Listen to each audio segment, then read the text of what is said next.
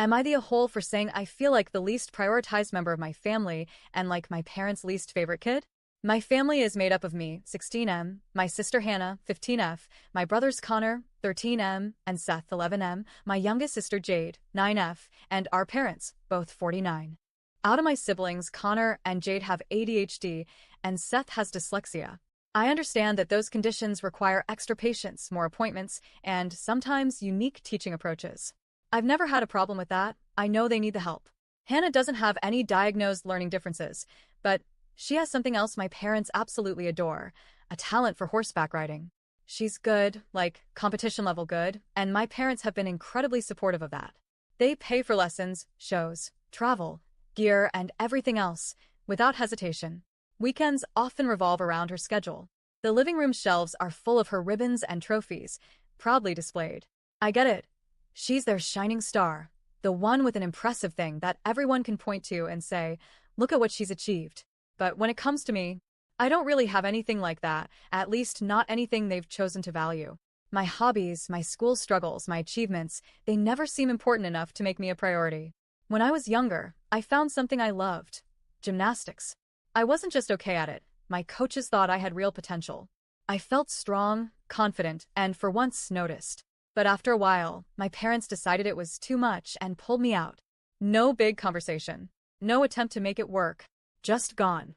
Later, in middle school, I discovered carpentry. We had a class where you could build projects out of wood, and I fell in love with it instantly. I started making vases, boxes, little furniture pieces.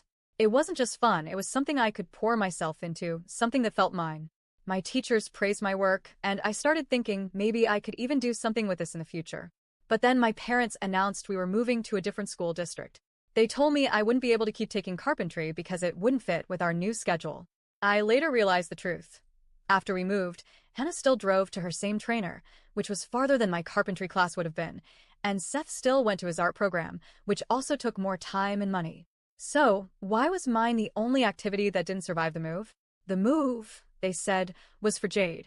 Her IEP wasn't being respected at her old school, and she needed a better environment. I wasn't mad at Jade for that, but I noticed this was actually the second time we'd moved for a sibling's education. The first time, it was for Seth. When my high school teachers noticed I was struggling in a few subjects, they recommended extra tutoring. They reached out to my parents more than once, and so did my guidance counselor. But my parents said it wasn't worth the money and told me I'd just have to manage on my own. My school doesn't offer free tutoring, so I've been limping through classes ever since, hoping to scrape passing grades.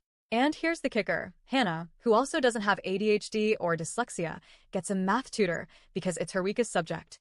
My parents say she needs to keep up so she won't fall behind in competitions, since she's so busy with horses. Apparently, my education isn't worth investing in, but hers is. One of the moments that really hit me was while packing for the move. I found the wooden vases I'd made for my parents in carpentry class shoved into a corner of the garage, dusty and broken. When I asked about them, they shrugged and said they were just junk and tossed them. I stood there, holding back the urge to say, I made those for you. But I didn't. I knew it wouldn't matter. After the move, family stress was high, and my parents suddenly decided we all needed family therapy. During one session, I finally did something I'd never done before. I told them exactly how I felt. I said I thought I was the least prioritized member of the family, and felt like their least favorite kid.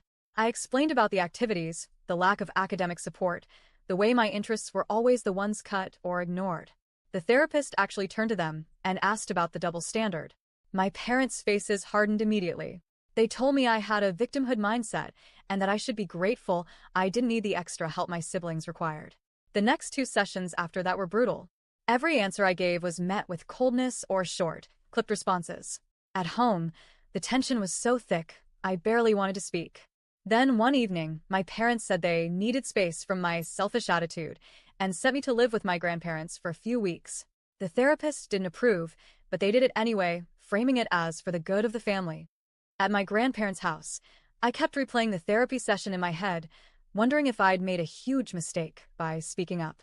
Maybe if I'd stayed quiet, everything would be fine. I'd still feel invisible, but at least I wouldn't have been punished for saying so. But then another part of me thinks, why shouldn't I be allowed to say I feel hurt? Why is it selfish to want even a fraction of the support, attention, or encouragement my siblings get? I've spent years swallowing my feelings, pretending it's fine, telling myself that I just need to be more understanding. I love my siblings. None of this is their fault. But I can't shake the feeling that if I vanished tomorrow, my parents' lives wouldn't change much, except maybe it would make their schedules easier. So, am I the a-hole for telling my parents I feel like the least prioritized and their least favorite kid?